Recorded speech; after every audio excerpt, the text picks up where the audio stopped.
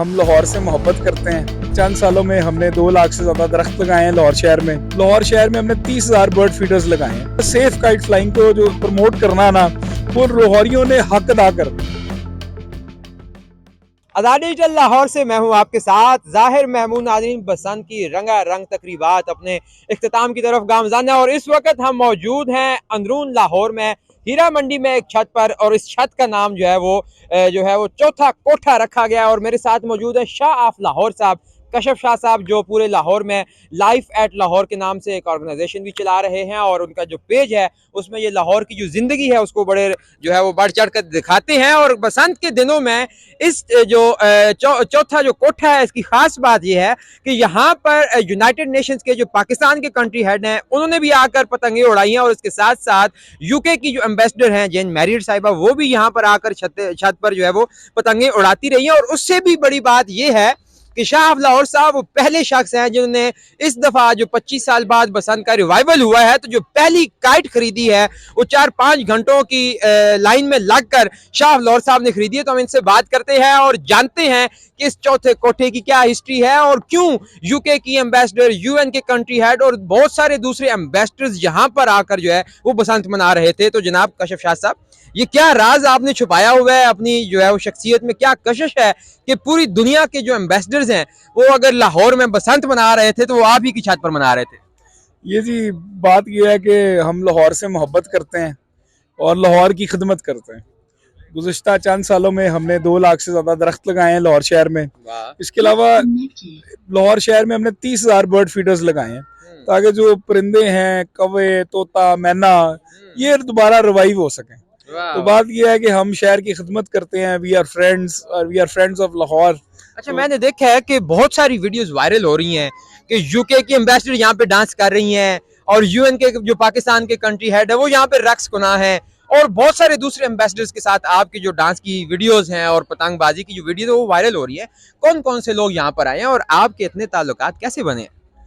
बात यह है कि हम तो आपको पता है क्योंकि सोशल एक्टिविस्ट हैं और we try to promote culture of Pakistan.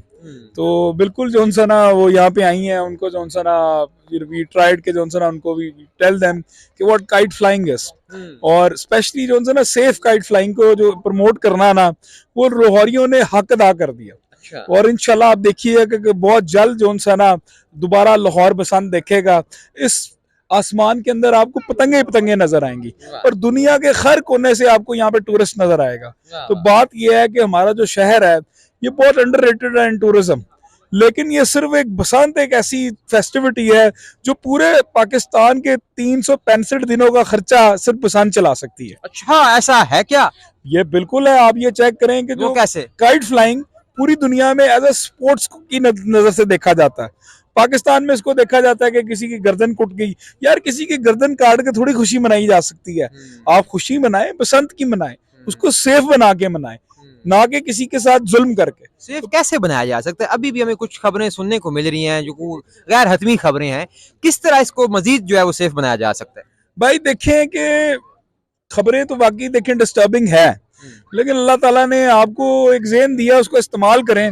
अगर गुड्डी अड़ गई है एक हाई वोल्टेज के ऊपर, मतलब अल्लाह माफी दे के जो सा ना वो हमारे भाई हैं, दोस्त हैं, आपको पता है कि हाई वोल्टेज तार है, तो यार आपका तो काम नहीं है कि आप उधर जाके चढ़ें। आपका काम तो नहीं है कि अगर यार कोठे के ऊपर जो सा ना कि आपकी छतों वीक हैं तो आप जो सा ना 100 के हिसाब से तादाद में लोग चढ़ा लें। तो बात यह है कि शहरियों का भी कोई फर्ज है, हर काम हुकूमत का करने वाला नहीं है। शहरियों की भी कोई जिम्मेदारी है जिसको एक्टिव सिटीजनशिप कहा जाता है पूरी दुनिया में। जैसे कि हर बंदे ने वॉलंटरली अपनी मोटरसाइकिल के ऊपर एंटीना बना के उसको सेव किया। तो बात यह है कि अगर लोग वॉलंटियर करेंगे तो ही जो सा ना ये बसंत को रिवाइव किया जा सकता है और उसको पूरी दुनिया का सबसे बड़ा फेस्टिवल बनाया जा सकता है। अच्छा, मुझे ये बताएं कि आपके पास, अब मुझे तो जेन मैरिड की वीडियोस मैंने देखी हैं या वो जो आप यूएन वाले बता रहे हैं, कौन कौन से एम्बेसडर्स, कौन कौन से फॉरेनर्स, कितने टोटल अफराद यहाँ पर आ चुके हैं आपके पास? तकरीबन काफी बड़ी तादाद में हमारे पास जो सा ना डिप्लोमेटिक मिशन से जो सा ना लोग आए हैं, और हमारे लिए बहुत बड़ी एजाज की बात है कि जो सा ना वो हमारे पास हमारे यहाँ पे घर आए हैं और उन्होंने काइट फ्लाइंग की है और सेफ काइट फ्लाइंग को उन्होंने प्रमोट किया। बात यह है कि ये अमन का पैगाम है कि पाकिस्तान सेफ है। और हम चाहते हैं कि ज्यादा से ज्यादा लोग पाकिस्तान आए और पाकिस्तान को देखें। ये सारी अनटोल्ड स्टोरीज ऑफ पाकिस्तान है जिसके ऊपर काम करने की जरूरत है। वो के जो सर सिर्फ थ्रू पॉजिटिव लेंस ही ये काम किया जा सकता है। बात यह है नेगेटिविटी के ऊपर बात करने के लिए मैं और आप शायद पता नहीं कितनी लंबी लंबी बातें कर सकते हैं। बहुत मुश्किल काम होता है पॉजिटिविटी तलाश करने में। अच्छा, ये सॉरी आपकी बात काट रहा हूँ, ये चौथा कोठा ये आपने नाम रखा है या पहले से मशहूर था, क्या तारीख है इसकी? सो बेसिकली आपको पता है क्योंकि अभी हम हीरा मंडी में मौजूद हैं, तो हीरा मंडी के अंदर एक टाइम के अंदर बहुत ज्यादा कोठे चलते थे। तो this is actually a 4th floor. तो बहुत अरसा पहले जो ना आपको पता है ये सारा इलाका जो ना कोठों पे मशहूर था। तो अभी हम ये क्योंकि 4th फ्लोर पे हैं और जो ना जो पुरानी जो छतें हैं उसको कोठा कहा जाता था, तो इसलिए हमने इसका नाम जो ना चौथा कोठा रखा है, जो कि जो ना हमारी एक सिविक क्लब है। यहाँ पे हम मुख्तलिफ यंग लोगों के लिए वर्कशॉप्स करवाते हैं। और हम चाहते हैं अपने ये बिल्कुल जी, ये हमारी अपनी जो ना हमारा जो प्रोजेक्ट है डिस्ट्रिक्ट डेवलपमेंट लैब, ये उसका इनिशिएटिव है।